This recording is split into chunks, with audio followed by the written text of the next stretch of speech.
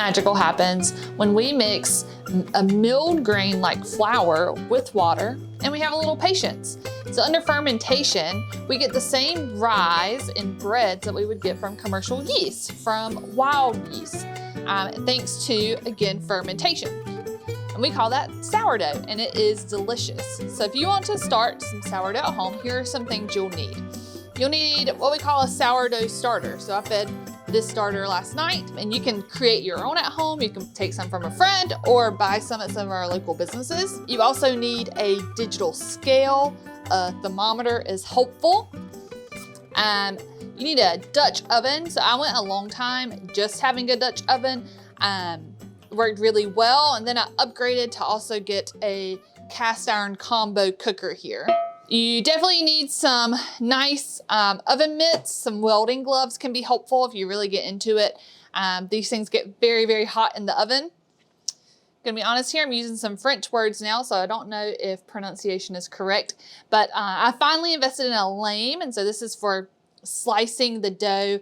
For a long time, I just used a very sharp kitchen knife, and then this is like a banneton.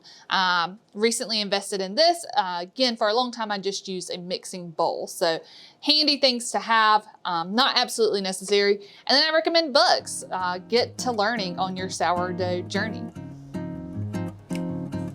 We're gonna start by making kind of a classic sourdough loaf. So I have some active starter here, a couple different types of flour, water, and salt. We're gonna just get started.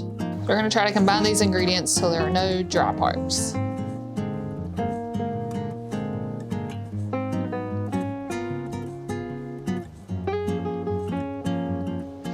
Once we have all of our ingredients combined, we're gonna cover the bowl with a plate and let it rest for 1 hour. All right, now we are going to do our first folding, our stretch here, stretch and fold. So we're just gonna quickly wet our mat just a little bit. Take our dough out. It's helpful if you have a dough scraper here. I don't have one, but we're just gonna kind of plop and roll.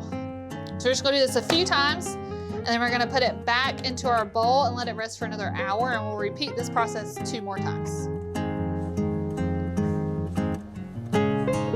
Okay, we're gonna do our final stretch and then our pre-shape, our final fold and pre-shape. So I gathered all my dough up.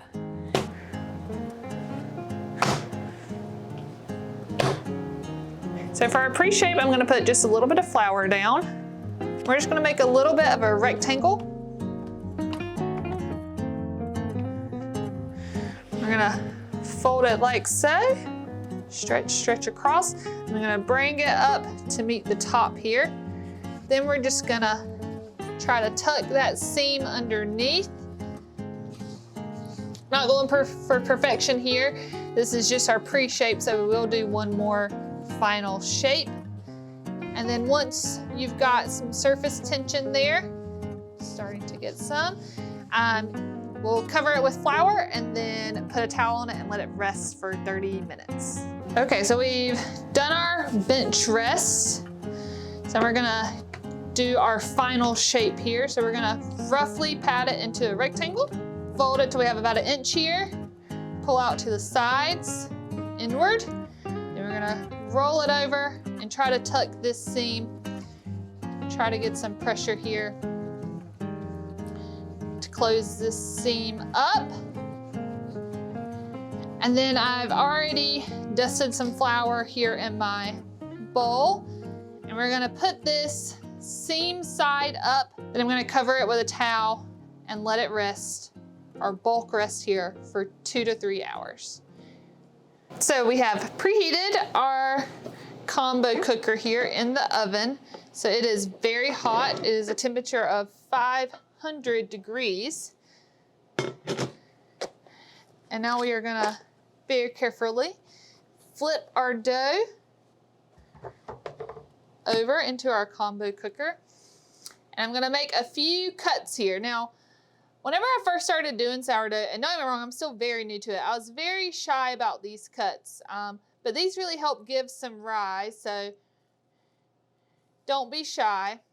Then we're gonna put the lid back on, and we're gonna let it bake for 15 minutes with the lid on, then we're gonna take it off and let it bake a little bit more. Okay, so we've had 15 minutes in the oven. We are gonna take the lid off and we're gonna stick it back in. We're gonna turn the oven down to 475 and let it bake a bit longer. Okay, we've gotten our loaf out of the oven. It's been in there for about 15 more minutes. This recipe calls for internal temperature of 191, so I'm just gonna check it here with my digital thermometer, and we are there. So I'm just gonna sit it out on a cooling rack and let it cool before cutting into it. Okay, let's see how we did. And we're gonna take our bread knife here. Our bread knife is really handy. And this is our classic loaf. Check here for more sourdough videos.